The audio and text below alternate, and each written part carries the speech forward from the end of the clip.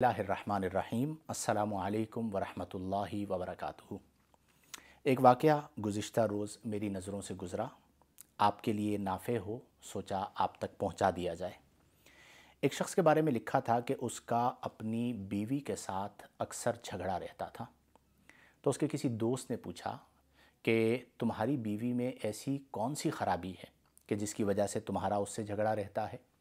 तो उसने उसे कहा कि हमारे घरेलू या अंदरूनी मामलात में आपको दखल अंदाज़ी का क्या हक़ हासिल है। जैसे हर बंदे की ये कोशिश होती है कि वो पूछता है कि बताओ क्या चल रहा है, क्या वजह है। वो चुप रहा। उसके बाद किसी बिना पर उस शख्स की अलहदगी हो गई, यानी उसने अपनी ज़ौजा को तलाक़ दे दी।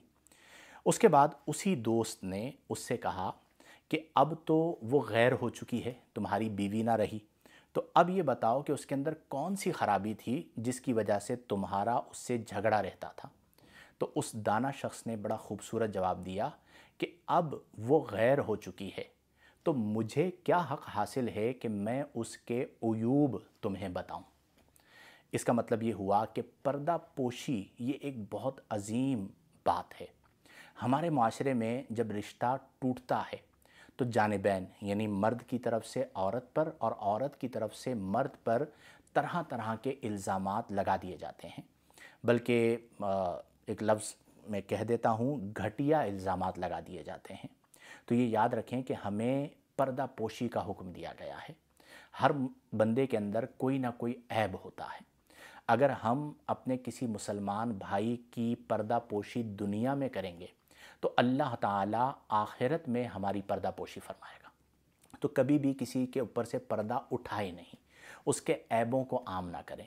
और बिलखुसूस जो घरेलू मामलात होते हैं, इसमें वो कौम जो टोह में लगी होती है कि मुझे पता चले कि फ़लाँ के घर में क्या चल रहा है, ये रिश्तेदारों में भी बहुत ज़्यादा होता है। इन्वेस्टिगेट करते हैं बाकायदा और तजस्सुस करते हैं, टोह में लगते हैं, ये बिल्कुल गलत है।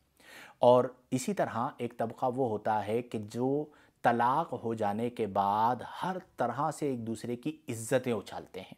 तो ये याद रखें कि जब अजनबियो अजनबिया हो गए बवजह तलाक़, तो भी हक़ हासिल नहीं है कि ऐबों को उछाला जाए या अपने घर के खुफिया मामलात को जो मियाँ बीवी के दरमियान होते हैं उसे लोगों के सामने लाया जाए। अभी कुछ दिन पहले ही एयरवाई पर एक प्रोग्राम पेश किया गया, उसका एक क्लिप मुझे किसी ने भेजा कि उसमें बाकायदा उस शख्स को पकड़ा गया था कि जो अपनी साबिक़ा ज़ौजा की वीडियोज़ उसके भाई को और लोगों को भेजा करता था।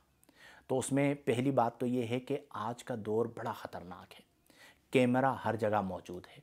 तो इस तरह की जो नाज़ेबा वीडियोज़ हैं ये रिकॉर्ड ही क्यों की जाए। अब बहुत सारे लोग हैं वजाहत आके देते हैं, जी ये तो बीवी ने शौहर के लिए बनाई थी या शौहर ने बीवी के लिए बनाई थी। ये फितनों का ज़माना है।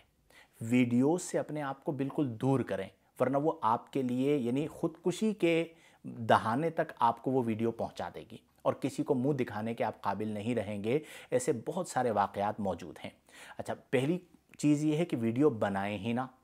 दूसरी चीज़ ये कि अगर किसी के पास वीडियो है तो आप चंद टकों की खातिर या अपने नफ्स को तस्कीन देने के लिए उसकी वीडियो को लीक करते हैं, याद रखें ये हराम है, अशद कबीरा गुनाह है। जो हमारे यहाँ वायरल वीडियोस का एक निज़ाम चल पड़ा माजी करीब से, उसने बजुज़ हमारे माशरे को नुकसान के और कुछ नहीं दिया। तो हमें यह हुक्म दिया गया है कि हम अगर ज़ौजा है यानी अक़्द निकाह में है तब भी उसकी पर्दा पोशी करें, अपने मामलात को अपने तक रखें, गैरों को ना बताएं। और अगर बिलफ़र्ज़ तलाक़ हो गई तो ये दोनों फैमिलियाँ एक दूसरे की दुश्मन ना बने। जो वक्त गुजारा अच्छा वो ठीक है, उसके बाद दोनों के रास्ते जुदा हो गए, दोनों एक दूसरे को बुरा भला ना कहें। कुरान में जहाँ पर तलाक़ का हुक्म है फरमाया फ़इम्साकुम बिमारूफ़िन, या तो अपनी ज़ौजा को रोक लो अच्छे तरीक़ाकार से, जुल्म के साथ नहीं, औ तसरीहुन या छोड़ दो। तसरीह से मुराद तलाक़ देना। कैसे? फरमाया बिइहसान, एहसान के साथ, बुराई के साथ नहीं, जुल्म के साथ नहीं, इल्ज़ाम के साथ नहीं। तो अल्लाह तबारक व तआला हमें भी अक़्ल व दानाई अता फ़रमाए और कुरान व सुन्नत के मुताबिक ज़िंदगियाँ बसर करने की तौफ़ीक़ अता फ़रमाए। आमीन बिजाहिन नबील अमीन व आखिर दावाना अनिल हम्दुलिल्लाहि रब्बिल आलमीन।